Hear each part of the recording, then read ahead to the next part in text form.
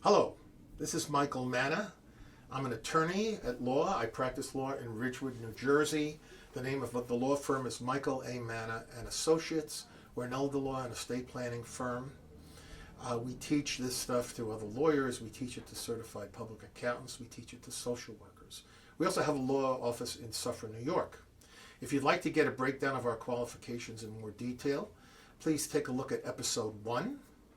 Or you can go to our website, which is www.law4seniors, it's the number 4, seniors.com, and you can get a full and lengthy breakdown of everyone, all the lawyers here, and their qualifications. Now, with that said, we are in episode 5, and in this episode, we're finishing up with powers of attorney. I had told you in episode 4 that it's very important that you give someone your power of attorney in case you become incompetent. In that power of attorney, you can specify whether or not it can only work if you're disabled, or if it could work the minute someone signs it. I happen to like that kind of power of attorney better. It's easier for your loved ones to use it.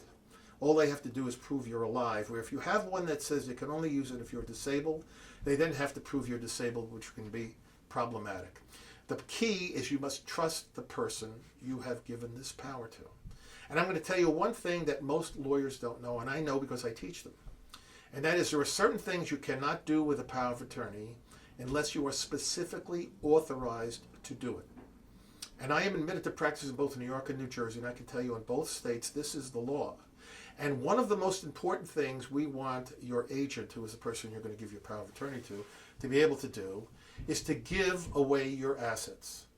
And in both states, unless your power of attorney has a specific bullet that gives your agent the power to give away your assets, they cannot give away your assets. And this can be very helpful in saving taxes on your death when you consider New Jersey is the number 1 most expensive state in the country to die, and also to make you poor to get a nursing home. Now, with that said, you don't have to give it just to one person. You can give it to, you can have a batting order, first Mo, then Larry, then Curly kind of thing. Or if you have more than one child, you can name the 2 of them together, require dual signatures. You can do whatever you want, but the key is do it. Because if you don't, it could be just an awful experience for your loved ones. With that said, the final document, number 3, we were talking about the 3 main documents, is an advance directive or medical proxy. Most laymen call it a living will. And we do them for free if we're doing other work for you here at the firm. Basically, this is a document that says who's going to make your medical decisions for you if you are incapable of doing it yourself.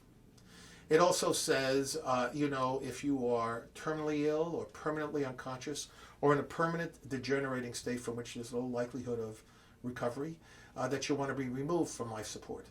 You can also specify in it whether or not you want to give away body parts on your death. And most people say no. But then when I tell them, my wife's a nurse, and she says that they're using skin from 70-year-olds for burn victims, parts of your eyes, no matter what age you are. You may not want to give away body parts to some stranger, but what if your spouse needed a part, or child needed a part, or grandchild needed a part? So instead of saying no, I would say the overwhelming majority of people leave it up to the person making their healthcare decisions to decide that. Now, without further ado, those are the 3 basic documents: a will, a power of attorney, and a living will. We are going to go on and talk about taxes in episode 6. In the meantime, if you'd like to come in and see me, there is no charge for initial consultation. It's Michael Manna, M-A-N-N-A. My law office is in Ridgewood, New Jersey. Please just give us a call. It's 201-447-2800. It's 201-447-2800. And you can come in and see me, and there's no charge for that initial consultation. With that said, I'd like to thank you for sitting through episode 5. We hope to see you in episode 6. Thanks very much. See you there.